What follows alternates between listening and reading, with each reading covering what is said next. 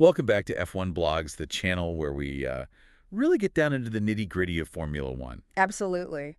Today, we're going deep on Lewis Hamilton, Yeah. 7-time world champion, and he's been saying some interesting things lately, like he's just not fast anymore. Yeah, it's really stirred the pot in the F1 world. Definitely has sparked a debate about whether he's lost his edge. Yeah, for sure. I mean, just given his history, it's pretty shocking to hear that level of self-criticism. Yeah, and I mean, he isn't just hinting at it. He's flat out saying, I'm slow. Yeah.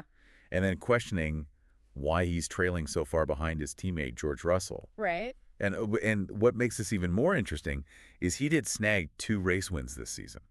Yeah, I think the inconsistency is what's really throwing people off. Right. I mean, we know that he's a qualifying master, especially back in his prime. He was untouchable on Saturdays. Yeah. But this season, Russell has outqualified him 18-5. Wow. It's a massive shift. It is a huge shift. So let's dig into that a bit. What could be behind such a dramatic drop in qualifying performance? That's a good question. Is it purely down to the car? Well, the car's definitely part of the equation. Right. Every driver needs a machine that really suits their style to excel. Yeah. But I think there's more to it than that. If you look at Silverstone, for example, Okay. Hamilton qualified second, which was his best of the season, Right. while Russell was down in 8th. Yeah. But come race day, Russell managed to overtake him Interesting. and snag a podium finish, leaving Hamilton in 4th. Okay. So it suggests that maybe Hamilton is struggling to maintain his pace Right. over a full race distance. I see. Maybe he's having difficulty adapting to the new car or the tires. Who knows? So even when he gets a good starting position, something's not clicking Yeah. in the race itself. Right. Could this be connected to his mindset? Oh, possibly. We know that he's switching to Ferrari in 2025. Right. Could his focus already be shifting? Yeah, a high-profile move like that can really mess with a driver's headspace. Yeah. He's got one foot out the door at Mercedes, Right? and that can lead to subconscious detachment, even if he's trying his best. Yeah. It's worth noting that he did skip the postseason Abu Dhabi tests. Oh, really? Yeah. Wow. Which could further delay his, integration into Ferrari and really understanding their car. That decision to skip the test has certainly raised some eyebrows. Yeah, a lot of people are talking about that. Ferrari team principal Frederick Vasseur seems pretty optimistic, though, about Hamilton's ability to adapt. He does. So do you think they're putting too much faith in a driver who's openly questioning his own abilities? Well, I think Ferrari's in a tough spot. Yeah. They haven't won a championship in ages. Right. And they're desperate for a turnaround. Yeah. So they see his experience and past success as their ticket back to the top. Right. But bringing in a driver who's publicly grappling with self-doubt, Yeah. it's a big gamble. It's a risky move for Hamilton, too. Absolutely. He's stepping into a team with high expectations. Yeah, A very demanding fan base. for sure. On top of that, he'll be partnering with Charles Leclerc, who's no pushover. Right. That dynamic will be fascinating to watch. Yeah.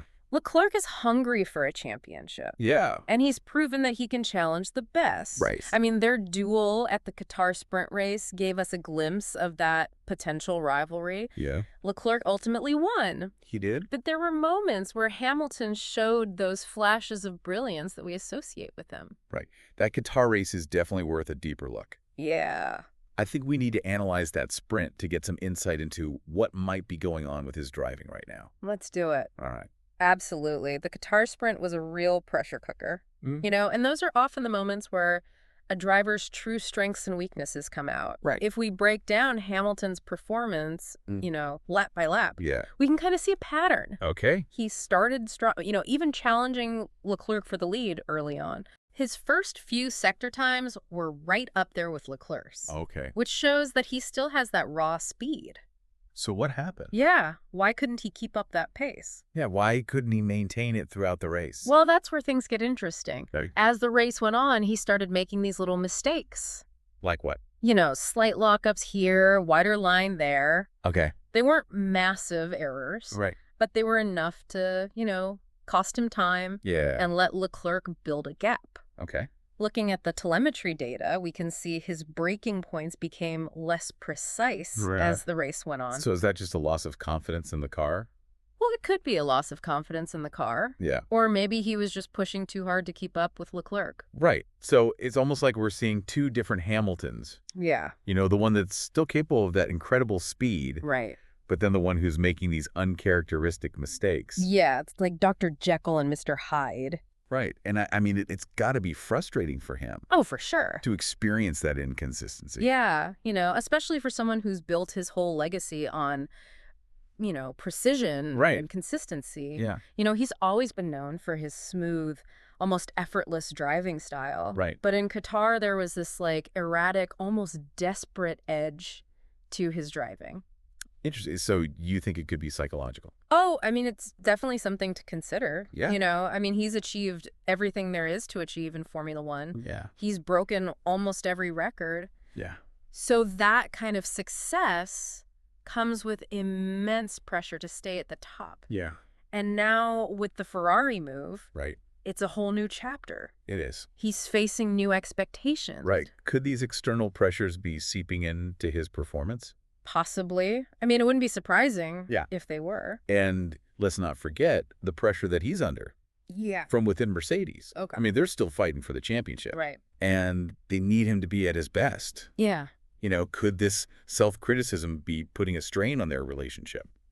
It's hard to say for sure, but Yeah. it's a weird situation. It is. I mean, on one hand, Mercedes has been very supportive of his move to Ferrari. Right. But on the other hand, to hear your star driver questioning his own ability, Yeah. that can't be good for team morale. No. They've been pretty quiet about it. Yeah. But, there are definitely discussions happening internally about how to manage this. Right. Yeah, it's a tough balancing act for both of them. For sure. They've got to figure out how to get through this season Right. without ruining their relationship. Right. And, without jeopardizing the championship. Exactly. And this whole situation, I think it highlights the brutal nature of Formula One driver contracts, Right. team dynamics, championship ambitions. It's a high-stakes game It is. where loyalty can quickly take a backseat to performance.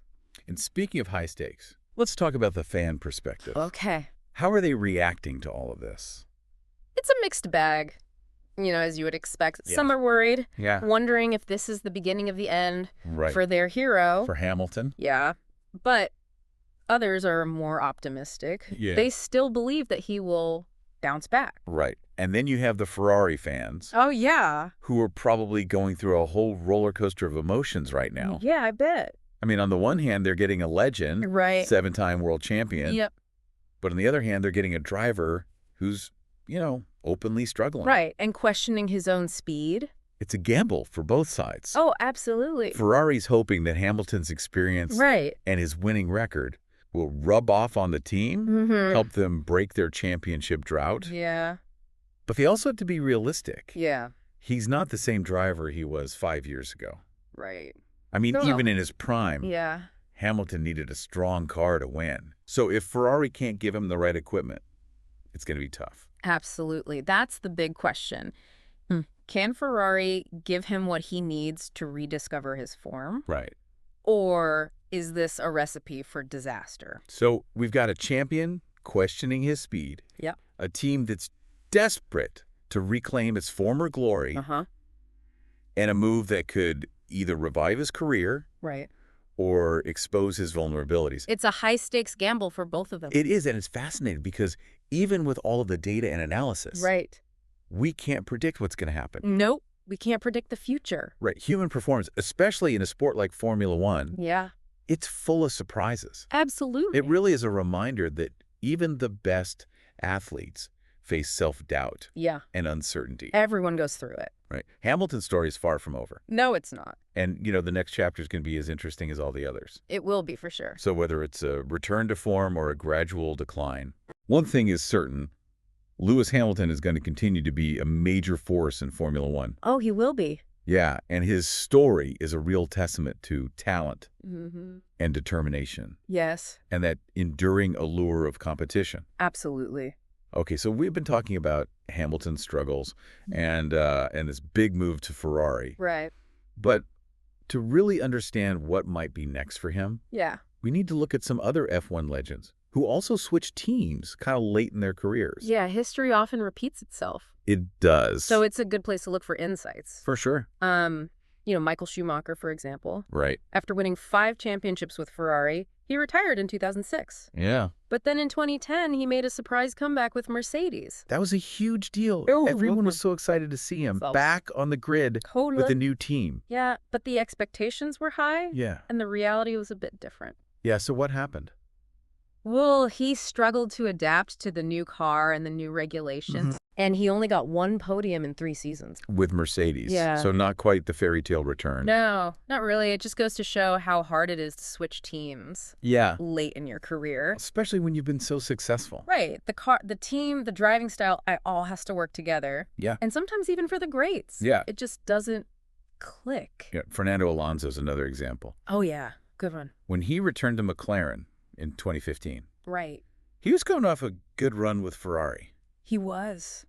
But his second time at McLaren was rough. It was. Reliability problems. Yeah. Just not competitive. Right. And that shows you how crucial the car is. Yeah. I mean, even a driver with his talent and experience, Yeah. he can't overcome a bad car. Right. You need the whole package. You do driver skill, car performance, team strategy. It's a team sport. Absolutely. Which brings us back to Hamilton and Ferrari. Right.